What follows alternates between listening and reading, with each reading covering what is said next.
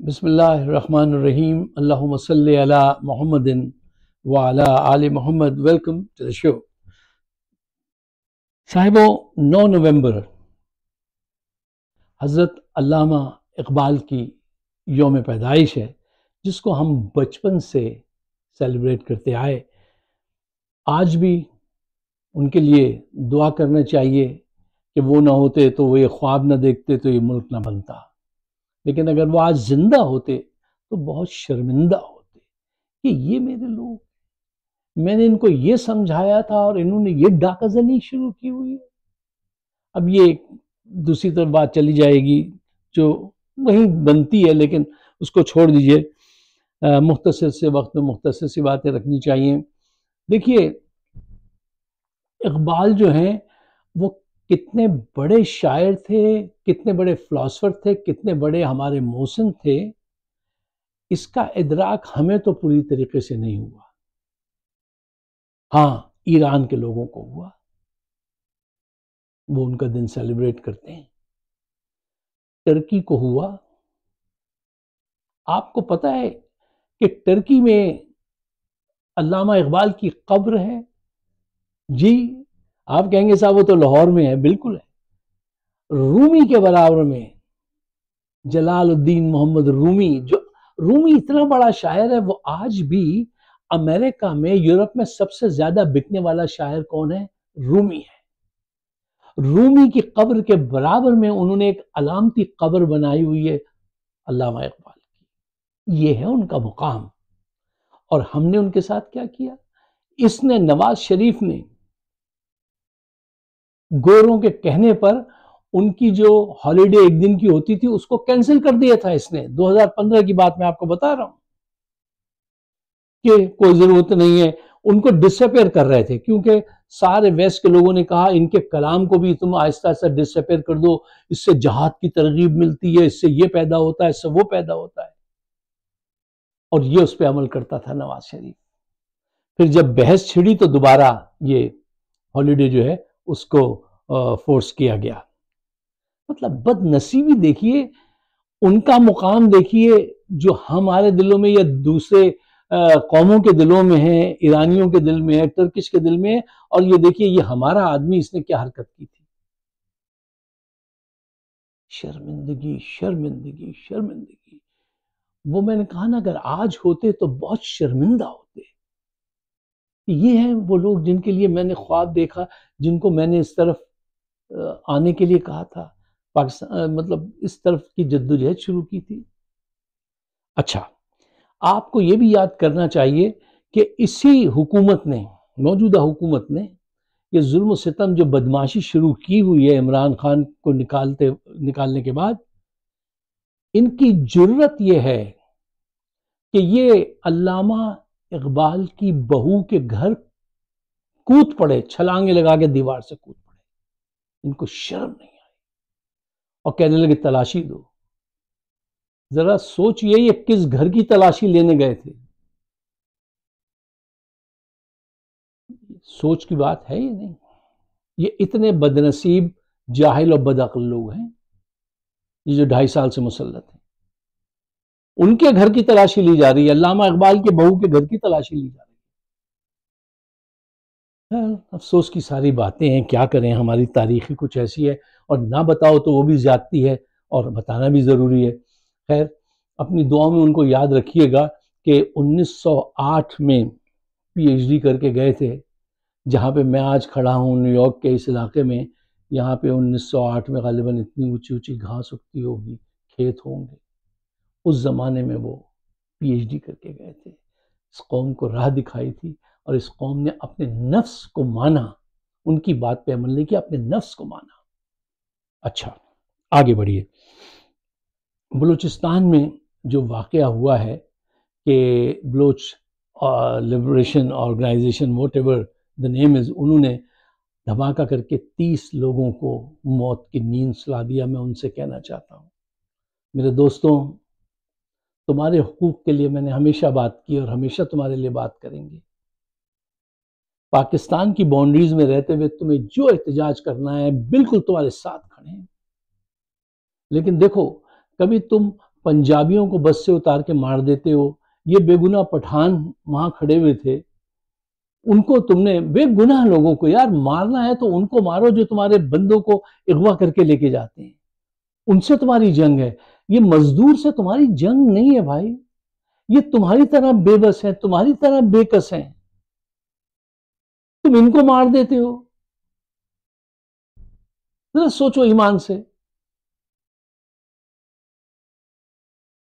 ایسا نہیں کرنا چاہیے. بے کس بے بس لوگوں پہ نہیں, جو بچوں کو اٹھا کے لے کے جاتے ہیں ان کو تم مارو تو سمجھ میں آتی ہے بات. یار کوئی آدمی مزدوری کرنے گیا ہوا, اس کو مار دیا, کوئی اسٹیشن پہ کھڑا اس کو مار دیا, اس کا کیا قصور ہے؟ ایسا ظلم نہیں کرو. ایک یہاں پہ چیز میں کہنا چاہتا ہوں کہ یہ ہماری انٹیلیجنس کی بھی فیلئر ہے, حکومت کی بھی فیلئر ہے, اور ایک شہری کا دفاع کرنا حکومت کا کام ہوتا ہے. جتنے لوگ مرے ہیں سب کے خاندانوں کو ان کی کفالت کے لیے 1-1 کروڑ روپیہ دیا جانا چاہیے. ایسا کوئی قانون پاس ہونا چاہیے پاکستان میں کہ مرنے والا اگر ایسے مرا ہے جہاں پہ نیگلیجنس ہے حکومت کی, تو اس نیگلیجنس کی کچھ تو سزا ہوگی. جب یہ اپنے خزانے سے 2.5 کروڑ روپے کا ایک ٹائر بدلوا سکتی ہے وزیر اعلیٰ پنجاب, اور وہ چچا ٹڈے کروڑوں روپے تنظیم و آرائش پہ خرچ کر سکتے ہیں, تو ایک غریب کا جو گھر اجڑتا ہے, اس کا خود کفیل مارا جاتا ہے ان کی نیگلیجنس کی وجہ سے, تو اس کی سزا ہونی چاہیے, جرمانہ ہونا چاہیے, فی فیملی 1 کروڑ روپے. اس سلسلے میں کوئی منظم کوشش کرنی چاہیے. میں آپ لوگوں کو دعوت دیتا ہوں کہ اس سلسلے میں خیالات جو ہے ذرا ان کو ایکسپلور کیجیے. اچھا صاحب, تیسری خبر جو تھی وہ تھی ثوابی کے جلسے سے متعلق. بہت زبردست جلسہ ہوا, میں مانتا ہوں بڑا زبردست جلسہ ہوا, ماشاءاللہ, کانگریچولیشن. لیکن دیکھیے اب دوبارہ یہ بات کہی گئی کہ اڈیالہ کی طرف جانے کی ڈیٹ جو ہے آج دینی تھی, پھر کینسل کر دی, ہولڈ کر لی, بعد میں دیں گے. کیوں ایسا کیوں کرتے ہیں آپ؟ اس سے مایوسی پھیلتی ہے. ایسا ایک وجہ سے ہو سکتا ہے, اگر آپ ڈیپ سوچیں, I may be right, I may be wrong.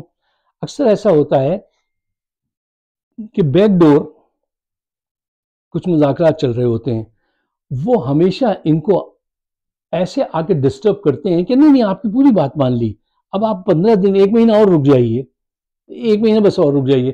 وہ مہینہ پھر نکل جاتا ہے, اب پھر یہ وہ نہیں کرتے, یہ عین موقع پہ آ کے کہہ دیتے ہیں وہ تو آپ کی بات منظور کر لی صاحب, وہ تو اب یہ ہونے والا اور اب وہ ہو جائے گا, اور آپ اس کو ہولڈ کر لیجئے, اب یہ اڈیالہ کی طرف مت آئیے. وہ ایسے دھوکے دیتے رہے ہیں, دیتے رہیں گے. ایک چیز طے کر لیجئے, لوگ بار بار ڈیٹ کے چکر میں آتے ہیں اور مایوس ہو کے جاتے ہیں, یہ آپ کے حق میں بہت غلط ہے. ایک طے کر لیجئے, پھر لیٹس گو. یہی بات آپ سے عرض کرنی ہے. لوگ تیار ہیں لیکن بار بار آپ انہیں مایوس کرتے ہیں. اچھا, اس کے بعد آخری خبر جس پہ آپ سے بات کرنی تھی وہ ہے کہ آپ کے جو وزیر خزانہ ہیں اورنگزیب صاحب, انہوں نے کہا ہے کہ اب کوئی ملک پاکستان کو نہ تو قرضہ دینے کو راضی ہے, نہ انویسٹمنٹ کے لیے راضی آ رہا ہے کوئی, نہ ہی جو قرضے ملے ہوئے ہیں ان کو رول اوور کر رہا ہے. یعنی قرضہ ہوتا ہے نا کہ جیسے اب تم 1 مہینے کی چھوٹ دے دو, 1 مہینے کے بعد دے دوں گا, تو اس کو آگے بڑھانے پہ کوئی بھی انٹرسٹڈ نہیں ہے, سب نے منع کر دیا, چائنا نے بھی اور سعودی عربیہ نے بھی. 2.5 سال سے یہ آدمی کہہ رہا ہے, عاصم منیر کی فیلڈ نہیں ہے اکنامکس, انہوں نے نہیں پڑھی ہے, عمران خان نے پڑھی ہے. عاصم منیر کا کیا تعلق ہے اکانومی سے اور اکنامکس سے؟ کچھ نہیں. اور آ کے ہوا میں تیر اڑا دیا, ہم $100 وہ $1,000 ریال وہ بلین کی 100 بلین کی وہ انویسٹمنٹ آ جائے گی, اس سے 25 اس سے 25, ہوائی باتیں. اب وہ اتنے بدماش لوگ ہیں وہ جو ہیں یہ شیخ, وہ آ کے میمورینڈم سائن کرتے ہیں, ہوتا کچھ نہیں ہے, انویسٹمنٹ کچھ نہیں ہے. واللہ برادر السلام علیکم اور دس اینڈ دیٹ, اس کے بعد غائب. انویسٹمنٹ ان کو انڈیا میں کرنی ہے. ابھی پچھلے رمضان میں دیکھ رہا تھا کہ کتنے ہنڈریڈز آف ملین کی وہ وہاں انویسٹمنٹ ہو گئی, اور پاکستان کو 10 ٹن کھجوریں بھیج دی تحفے میں انہوں نے انویسٹمنٹ کچھ نہیں بھیجی، وہ نہیں کریں گے۔ حالات آپ کے وہاں ایسے خراب ہیں جو آپ نے خراب کیے ہیں۔ ان خراب حالات میں کوئی پاکستانی اپنا پیسہ نہیں لگائے گا وہاں پر، اور یہ دوسروں سے کہتے ہیں ہم نے تو پیسے چرا کے خزانہ باہر جمع کرا دیا، اب تم باہر سے پیسے لے کے ہمارے یہاں آ جاؤ، یہاں بڑے چانسز ہیں۔ تو آپ کیا لوگوں کو، جو پیسے والے لوگوں کو بیوقوف سمجھتے ہیں؟ وہ شاطر لوگ ہوتے ہیں۔ پاکستان روز بروز ڈوبتا جا رہا ہے، اور اس کے ذمہ دار یہی ہیں، یہ جرنیل اور یہ نون اور پی پی پی۔ میں ایک بات بتا کے آپ سے اجازت چاہتا ہوں، معاف کیجیے گا ذرا لمبی ہو جاتی ہے بات، جس کا دکھ ہے اس کو جا کے ریسرچ کیجیے گا۔ دیکھیے، اب وہ ایک لمبی بات ہے کہ ایجپٹ نے اپنا ایک سٹی جو ہے وہ اس کو دیا یو اے ای کو، اور اس سے 100 ایئر کے اس پہ، اور اس سے کیا کیا مرات لی، اور کتنا پرسنٹیج بھی لے گا، اور قانون بھی اس کے وہاں چلیں گے، سب کچھ ٹھیک ہے۔ اس نے کیا ڈیل بنائی؟ ہم نے گوادر جو دیا ہے چائنا کو، اب آپ ہولڈ یور بریتھ، سنیے گا ذرا غور سے۔ یہ بات میں جب سوچتا ہوں I feel punch on my heart کہ یار ایسا بھی کر سکتے ہیں، انہوں نے ایسا بھی کیا۔ اور یہ بات کس نے کہی ہے؟ ڈاکٹر قیصر بنگالی، بڑا بہترین اکانومسٹ، 9 کتابیں وہ لکھ چکے ہیں اس پہ، اور ابھی ان کے 2-3 پروجیکٹ میں شامل تھے حکومت کے، انہوں نے ریزائن کر دیا کہ نہیں، یہ میری کوئی بات تو سنتے نہیں ہیں، میں آپ کے ساتھ کام نہیں کر سکتا۔ جب انہوں نے ریزائن دے دیا، اس کے بعد انہوں نے یہ بات بتائی، آن ایئر موجود ہے، آپ جا کے خود سن لیجیے گا۔ انہوں نے بتایا کہ گوادر سے جو ایگریمنٹ حکومت نے کیا، یہ اس زمانے حکومت میں زرداری تھا، اور بعد میں یہ نواز شریف تھے۔ اس گوادر پورٹ کے 91% شیئر گوز ٹو چائنا، اور پاکستان کے پاس کتنے ہیں؟ 9%۔ پورٹ کس کی؟ پاکستان کی۔ 91% شیئر کس کے؟ چائنا کے۔ آپ کے کتنے؟ 9%۔ یہ ڈیل ہے، یہ اسٹیل ہے، کیا ہے؟ کیا دماغ ہے؟ کیا ان میں بھوسا بھرا؟ کیا ہے؟ کیا بڑی بے دردی سے نوچ رہے ہیں اقبال کے پاکستان کو یہ ظالم۔ ان کو اگر یہ احساس ہوتا، اقبال کو، جناح کو، کہ یہ ہماری قوم اتنی ایسی لوٹ کھسوٹ کرے گی، تو شاید وہ کبھی نہ کہتے کہ پاکستان بناؤ۔ پاکستان بننے کا فائدہ پتہ ہے کس کو ہوا ہے؟ انہی وڈیروں کو، چودھریوں کو، اور انڈسٹریلسٹ جو ہیں ان کو، لوٹنے والی ایلیٹ کو۔ بس غریب اور مڈل کلاس کے لیے کچھ نہیں اس ملک۔ کہتے ہیں 1947 کے بعد سے یہ 2.5 سال میں سب سے زیادہ مائیگریشن ہوئی ہے پاکستان سے، 30 لاکھ لوگ ملک چھوڑ کے چلے گئے، اتنی لوٹ مار مچائی ہے۔ یار پاکستان کا جب بھی کوئی ایکارڈ کرتے ہیں، ایسا کرتے ہیں جس میں بس یہ کمیشن لے کے خود اپنی جیب میں بھر لیں، اور باقی پاکستان جائے بھاڑ میں۔ عمران خان چائنا گیا، اور اس نے جا کے کہا کہ بھئی یہ ہم جو ہے دوبارہ اس کو رینیگوشیٹ کرنا چاہتے ہیں، یہ چیز بہت زیادہ غلط ہو گئی ہے، یہ پاکستان کے خلاف جا رہی ہے۔ یہ واحد لیڈر ہے جو اس دکھ کو محسوس کرتا ہے اور جا کے کہتا ہے رینیگوشیٹ کرو، بھئی یہ غلط، پہلے والوں نے غلط کر دیا ہے۔ ایسا آدمی کس کو پسند آئے گا؟ ان کو پسند آئے گا؟ زرداری کو، نواز شریف کو، جرنیل جنہوں نے کیا کیا فائدے اٹھائے ہیں وہاں سے، سی پیک سے اور اس علاقے سے، اس کی ڈیٹیل ہے میرے پاس، لیکن میں سوچتا ہوں کہ آپ کے سامنے رکھنے سے کیا فائدہ۔ مختصر سی بات رکھ دی جائے، باقی آپ خود جا کے ریسرچ کیجئے کہ کیسا کیسا ظالم لوٹ رہے ہیں۔ یہ لوٹ مار اسی صورت میں رکے گی اگر ہم اور آپ تیار ہو جائیں اور جا کے کہیں اب اڈیالہ کا گیٹ ہم کھولیں گے اپنے ہاتھوں سے۔ دیکھو، جب تک جان دینے کے لیے تیار نہیں ہوگے، عمران خان باہر نہیں آ سکتا۔ یہ ہیلے بہانے جو ہیں نا، جس میں وہ تم کو روکتے ہیں یا تم خود رک جاتے ہو، یہ ناکامی کی باتیں ہیں۔ ایک دفعہ ایک چیز طے کرو اور ادھر جا کے شوٹ کرو، ورنہ آزادی نہیں ملے گی۔ آزادی ایسے ملتی ہے نیگوسیشن کے ذریعے، ملی ہے کسی کو؟